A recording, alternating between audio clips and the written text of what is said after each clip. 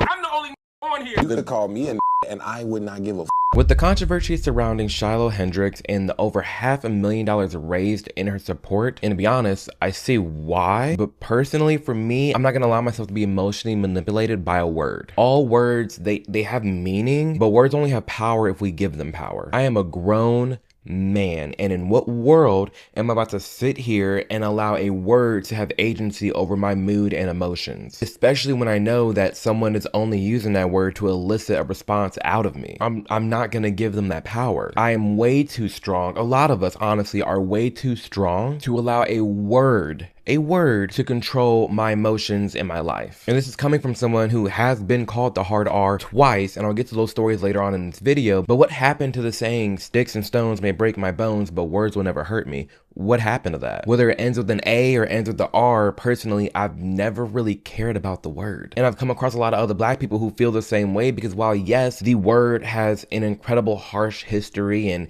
people use it to be, you know, demeaning and hateful and bigoted, whatever it may be, at the end of the day, in 2025, I have more pressing things to worry about in my own life than what somebody is calling me. Why would I allow a stranger, someone I don't even know, who's hurling hateful words at me, to grant them that win and that power? Like, yes, actually your words do hurt me. I don't care about you. I genuinely don't. Why would I? Why should anyone ever care what anyone says? With hateful comments online, on this channel, to me on Instagram, I genuinely do not care, because you have nothing to do with me. In fact, if you are spewing out this word, I feel bad for you that you're like that pitiful and like you're that weak and just stupid, you know? But adding to that, in the United States, at least, in this realm of free speech, I'm a proponent of that. I'm a big fan of free speech, because who is to say what is hateful speech? And yes, hateful speech exists, like throwing out the hard R at someone, whatever it may be, but people can say whatever they want. I don't care what someone says, because again, you have to lend the word the power. You have to lend that person the power. You cannot allow yourself to be emotionally manipulated by people you don't even know. Laugh in their face, brush them off. Like, the main reason people are going off on you and getting all mad and upset is because they want a reaction out of you. Don't give them that. Don't. But regardless, in this video, we're going to be discussing all things the N-word, hard R, soft A,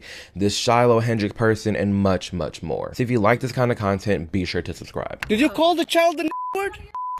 It is my own business. You call him. Okay, why don't you have the balls to say it right now again? Okay. All right, that's what you say. Nobody dig into you. That little kid, you call him the little child?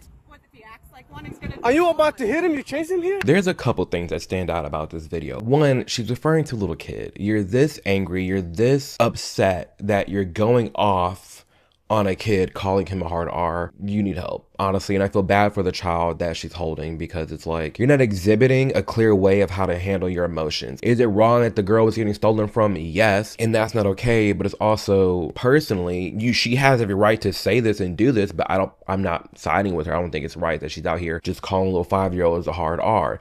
Now, she did do something interesting, and she said, well, if he's acting like one, I'm gonna call him one. I haven't met the person, but what I do know is about 3, 4, 5 videos back, we talked about the difference between, you know, a regular black person and then a hard R.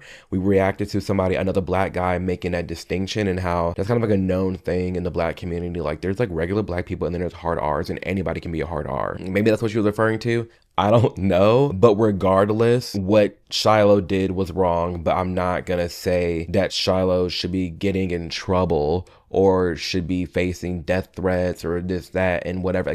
That's silly to me. It is. So after that video got posted, Shiloh ended up getting doxxed and a lot of hate mail, hate messages, family's info getting leaked, address getting leaked, the whole nine. So Shiloh went to Give, Send, Go to raise money for, you know, support and security. It's a little extra, but like, I get it in the sense of like, you have the freedom to raise money. So let's get into this Give, Send, Go, because there's a lot to really get into. So she started this Give, Send, Go to help protect the family. Now, nearly $750,000 has been raised in this Give, Send, Go, which is wild. And a lot of people are like, oh my gosh, there's so many racist people supporting this person for being racist. I think it's a little more nuanced than that. Personally, I think there's a couple different things that go into this, but a big one is a lot of people supporting free speech, in that it's stupid what she did, yes.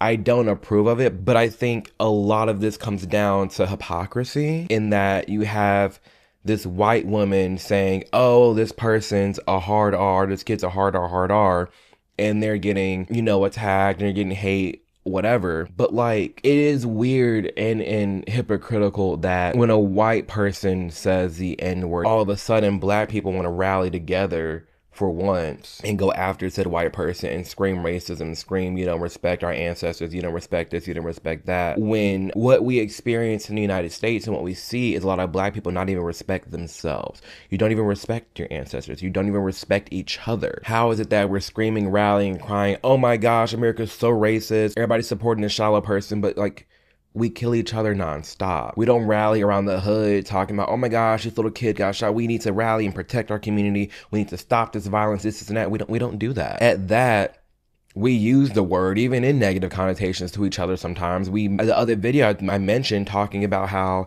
we make the distinctions between an A and an R, and I feel like there's just a lot of nuances that go into it because of the hypocrisy that is stemming from the black community in regards to this word, and how black people can get away with calling white people anything that they want. But if it's flipped the opposite way, now it's a problem. It's weird, and it doesn't line up. It doesn't make sense. And I think that's a big reason why a lot of people, majority white people, are rallying behind the support of this person in the same way a lot of black people rally behind other black people. Like, black people want to scream white supremacists. Okay, what about black supremacists? That's a thing. That is heavily a thing that exists.